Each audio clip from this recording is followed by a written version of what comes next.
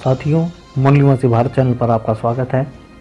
आज हम आपके सामने खुलासा करने जा रहे हैं पुलवामा के शहीद सीआरपीएफ जवानों का असली कातिल कौन। साथियों, ये हमारे शहीदों की शहादत का सवाल है। ये हमारे देश भारत की सुरक्षा व्यवस्था का सवाल है। ये समय देश के असली दुश्मनों को पहचानने का समय है। तो साथियों, किसी भी नतीजे पर पहुंचने से पहले इस वीडियो को बुद्धि की आंखें खोलकर शुरू से अंत तक जरूर देखें और ज़्यादा से ज़्यादा लोगों तक शेयर करें। साथियों, जय भीम, जय मूल निवासी, जय भारत, जय संविधान। देश में बेहद ही दर्दनाक घटना को अंजाम दिया गया। तारीख थी 14 फरवरी 2019। पुलवामा में सीआरपीएफ के काफिले में जवानों से भरी एक बस को बम से उड़ा दिया गया। 350 किलो विस्फोटक से भरी टाटा सूमो गाड़ी को जवानों से भरी बस से टक्कर मारकर ब्लास्ट करवा दिया गया। सीआरपीएफ के 42 जवान शहीद हुए। ये घटना देश के लिए बेहद ही दर्दनाक घटना थी।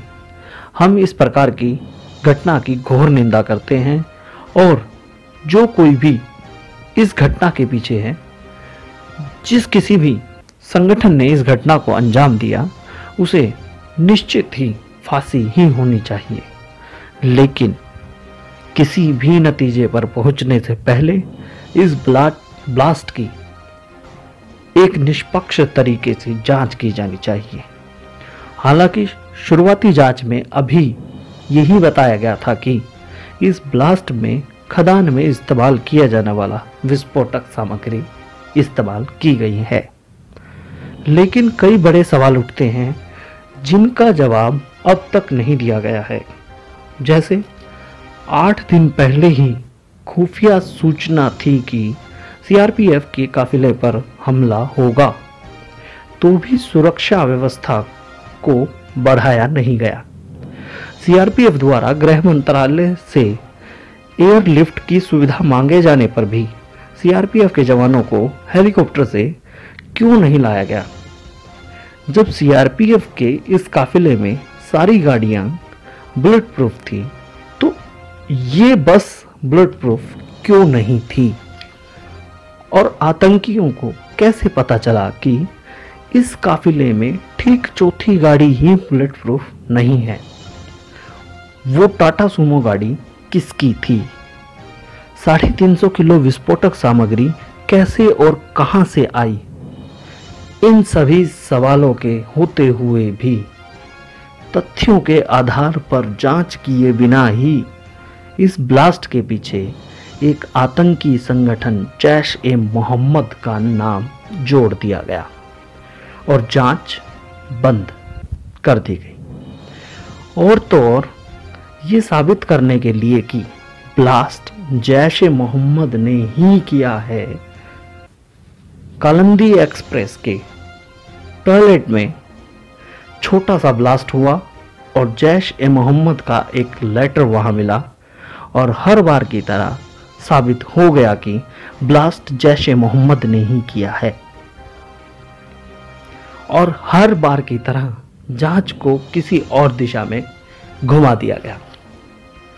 साथियों, बम ब्लास्ट की ये घटना कोई पहली घटना नहीं है।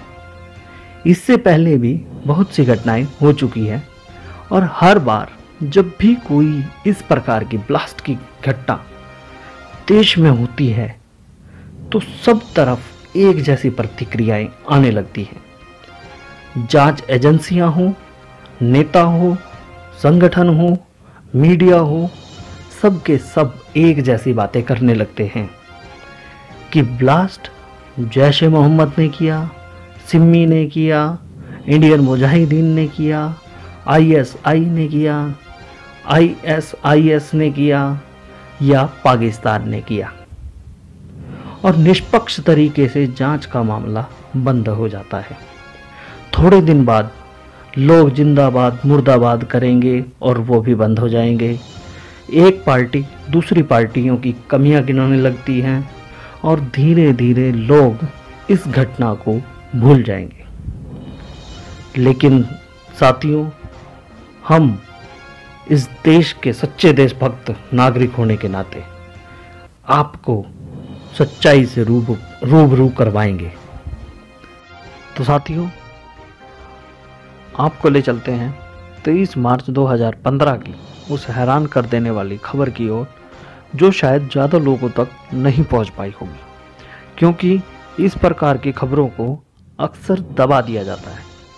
खबर थी कि कोल इंडिया और देश की खदानों में विस्फोटक इस्तेमाल करने वाली बहुत सी प्राइवेट कंपनियों के गोदामों पर सिक्योरिटी की व्यवस्था ठीक न होने के कारण वहां से विस्फोटक और डेटोनेटर्स चोरी किए जा रहे हैं और अब तक 15 लाख किलो विस्फोटक सामग्री चोरी की जा चुकी है, जिससे 30 बड़े शहरों को एक साथ उड़ाया जा सकता है। संसद में भी इस बात की चर्चा हो चुकी है। गृह मंत्री राजनाथ सिंह ने भी इस बात को माना कि विस्फोटक सामग्री की चोरी की जा रही है और भरोसा दिलाया कि इसकी जांच करवाई जाएगी और सिक्योरिटी के पुख्ता इंतजाम करवाए जाएंगे।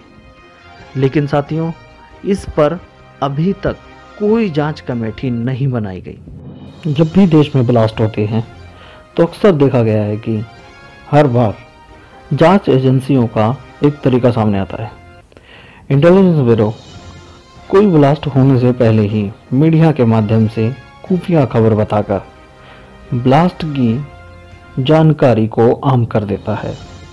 न्यूज़ चैनल भी इस खबर को खूब प्रचारित करते हैं, यहाँ तक कि ब्लास्ट कहाँ होगा, कब होगा, कौन करेगा, कौन सी विस्फोटक सामग्री उसमें इस्तेमाल की जाएगी, कौन सा आतंकवादी संगठन शामिल है, यहाँ तक कि आतंकवादियों का हुलिया तक भी पहले ही बता दिया जाता है।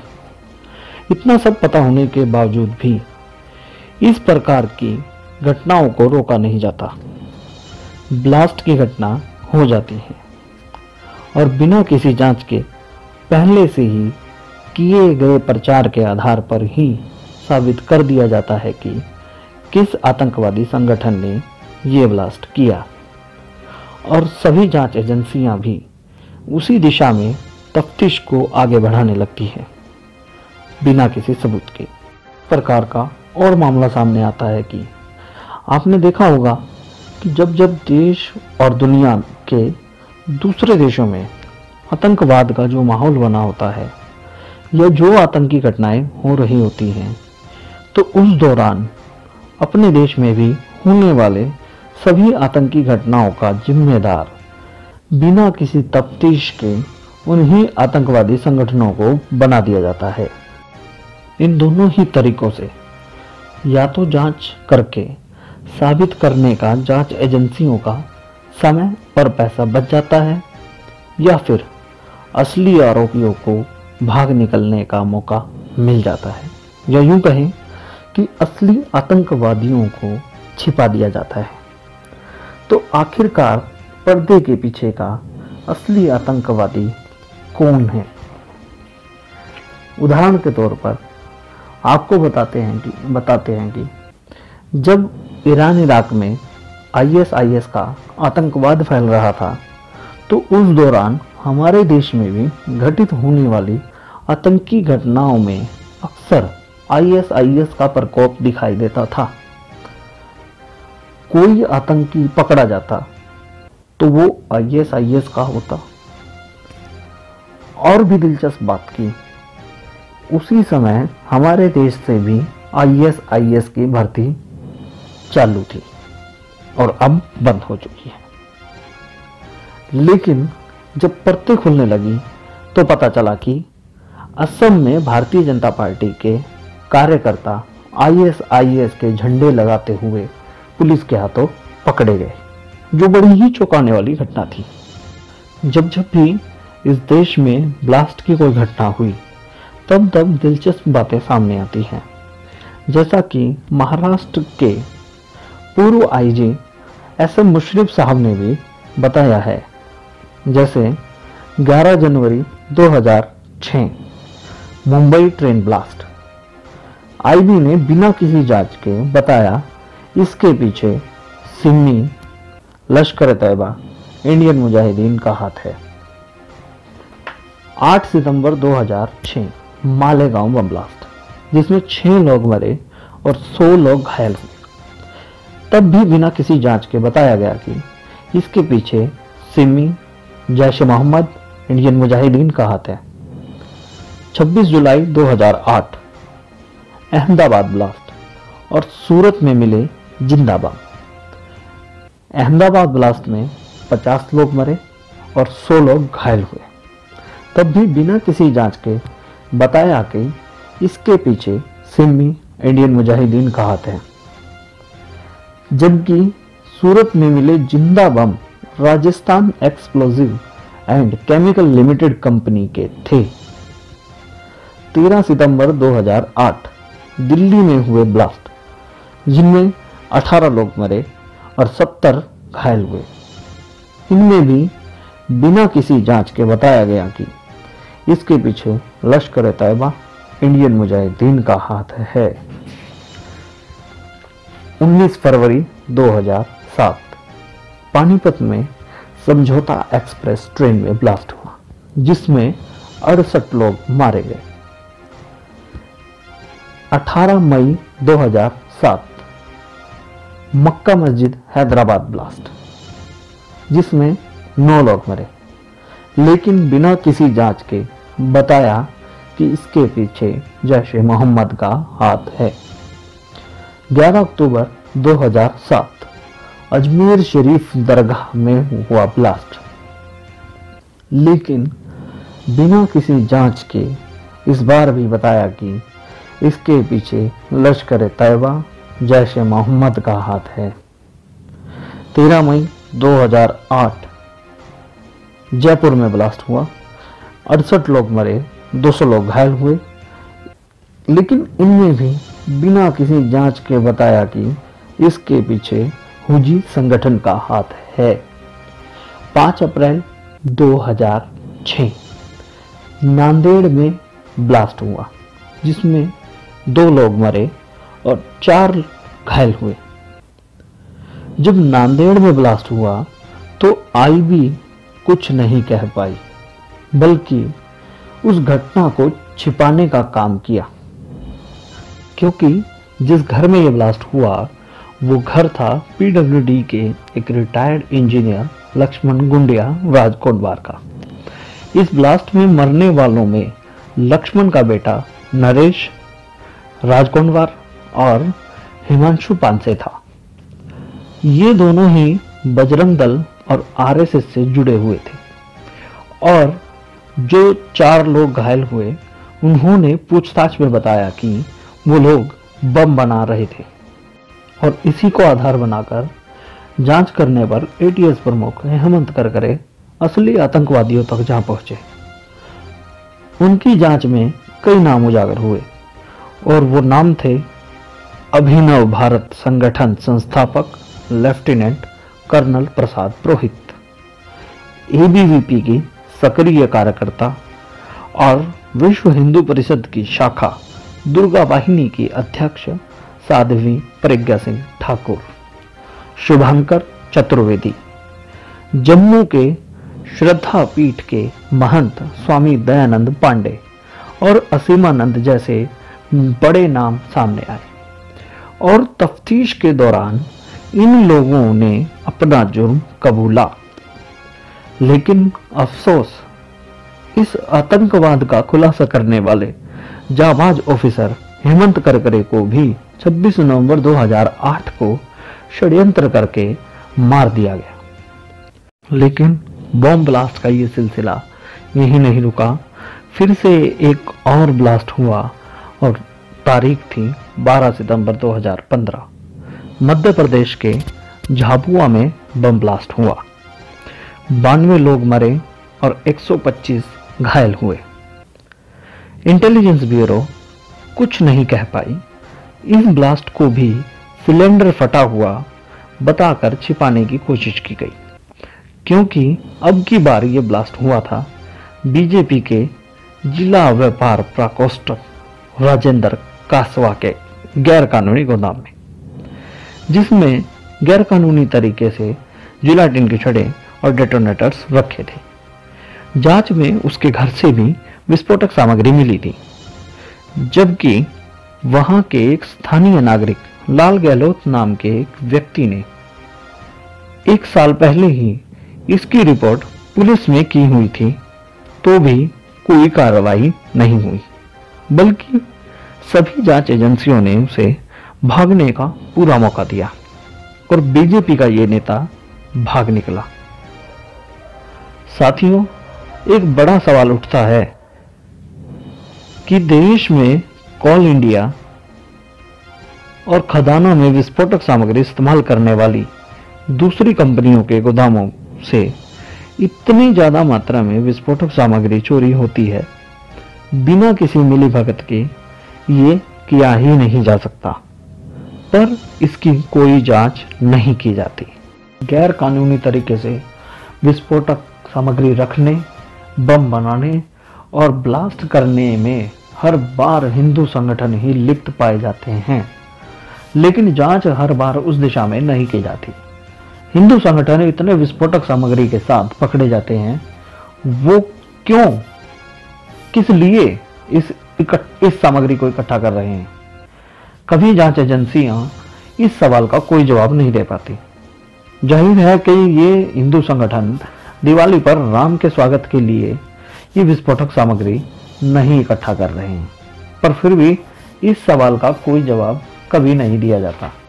साथियों, जांच एजेंसियों का जांच करने का तरीका होता है कि उससे पहले की सभी घटनाओं से जोड़कर जांच की जाती है।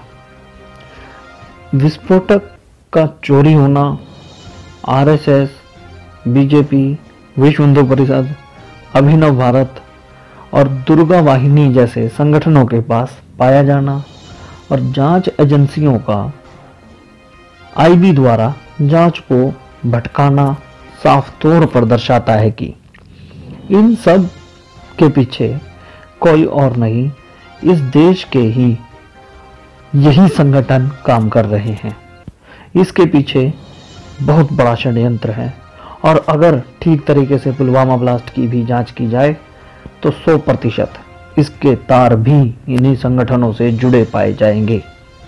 साथियों, यही पुलवामा के शहीदों के असली कातिल हैं, क्योंकि पुलवामा के ब्लास्ट का भी वही तरीका था जो इनसे पहले सभी ब्लास्ट का रहा है। इस ब्लास्ट से भी 8 दिन पहले ही आईबी ने खुफिया सूचना का मीडिया के माध्यम से प्रचार किया, जैसा कि हर बार आईबी करता ही है। खुफिया सूचना में पहले ही बता दिया गया था कि सीआरपीएफ के ऊपर जैश-ए-मोहम्मद आतंकी संगठन हमला करेगा। उस हमले को रोका नहीं गया, मूक सहमति से होने दिया गया और देश के 42 सीआरपीएफ के जवानों को बलि चढ़ा दिया गया। और हर बार की तरह इस बार भी बिना किसी जांच के पहले से ही आईबी द्वारा किए गए प्रचार के आधार पर ही इस ब्लास्ट का जिम्मेदार जैश-ए-मोहम्मद को बना दिया गया। जांच की दिशा पहले से ही तैयार कर दी गई, जबकि जांच वहां मिले सबूतों के आधार पर की जाती है। ये पता लगाया जाना चाहिए था कि विस्फोटक से भरी गाड़ी किसकी थी, विस्फोटक कहां से और कैसे लाया गया, ब्लास्ट को अंजाम देने में कितने लोग शामिल थे। ब्लास्ट के तुरंत बाद फायरिंग की उस बात को तो एकदम दबा ही दिया गया, जो कि वह मौजूद सिपाहियों ने बताई। जिस तरह हर ब्लास्ट के पीछे इन संगठनों का मकसद रहा है देश के मुस्लिम लोगों के खिलाफ माहौल तैयार कर हिंदुओं को अपने पक्ष में रखना, उसी तरह इस बार इस पुलवामा ब्लास्ट का भी सीधा सीधा मकसद था सीआरपीएफ के जवानों की बलि चढ़ाकर देश की जनता को पाकिस्तान के खिलाफ कर देश भर में देशभक्ति के नाम पर वोटों का ध्रुवीकरण करके बीजेपी को जिताना। क्योंकि बीजेपी इन 5 सालों में अपने ही किए वायदों को पूरा नहीं कर पाई। जनता का इस पर से विश्वास उठ चुका था और ईवीएम का भी घोटाला उभर कर सामने आ रहा था। तो अब की बार इसके जीतने के बिल्कुल भी चांस नहीं थे। लेकिन इस पुलवामा के ब्लास्ट के बाद ये बात पक्की है कि ब्लास्ट की आड़ में बीजेपी ने अपनी सारी नाकामियों को छुपा दिया। जो भूखमरी, गरीबी, लाचारी, अत्याचार, भ्रष्टाचार, बेरोजगारी, इलाज के अभाव में मरते लोग, सड़कों पर पिटता SC ST, सरहदों पर मरता जवान और कर्ज से मरता किसान, ये समस्याएं आज भी ऐसी की ऐसी, जैसा कांग्रेस छोड़कर गई थी बीजेपी भी पूरा नहीं कर पाई, ऐसी की ऐसी ये सारी समस्याएं आम आदमी के सामने मुंह बाए खड़ी हैं। हर बार ब्लास्ट होता है और आम आदमी की ये सारी समस्याएं जैसे खत्म सी हो जाती हैं। देशभक्ति के सामने ये सारी समस्याएं बहुत ही तुच्छ सी लगने लगती हैं। हर बार देखा जाता है कि किसी घटना को छिपाने या किसी घटना से लोगों का ध्यान हटाने के लिए उससे भी बड़ी घटना करवा दी जाती है। इस देश में आतंकवाद फैलाने वाले, देश को गुमराह करने वाले ये नकली राष्ट्रवादी कभी देश के नहीं हो सकते। हमें इनकी पहचान करनी होगी, इनके षड्यंत्र को समझना होगा, अपने देश को खुद ही बचाना होगा।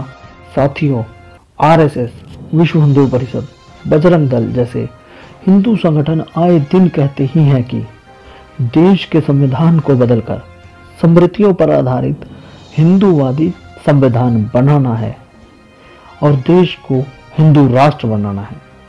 और बीजेपी के नेता आए दिन ये बात कहते हैं कि हम सत्ता में आए ही संविधान को बदलने के लिए हैं, और कांग्रेस भी इसमें कुछ नहीं कहती। तो साथियों, इन सभी संगठनों का मकसद केवल बीजेपी को सत्ता में दोबारा लाना ही नहीं, बल्कि भारत के संविधान को खत्म करना और देश को हिंदू राष्ट्र बनाना है। साथियों, हम मानते हैं कि देश के बहुत से दुश्मन हैं, लेकिन क्या ये संगठन देश के दुश्मन नहीं है? साथियों, हर वो संगठन जो देश के खिलाफ काम करता है, जो आतंकवादी घटनाएं करता है, जो देश के संविधान को खत्म करने की बात करता है, वो देशद्रोही है, आतंकवादी है। साथियों, सत्ता का ये घिनौना खेल आपको भी समझना होगा और इन आतंकवादियों से अपने देश को बचाना होगा। जागो मूल्यवासी। जय भीम, जय मूल्यवासी, जय भारत, जय संविधान।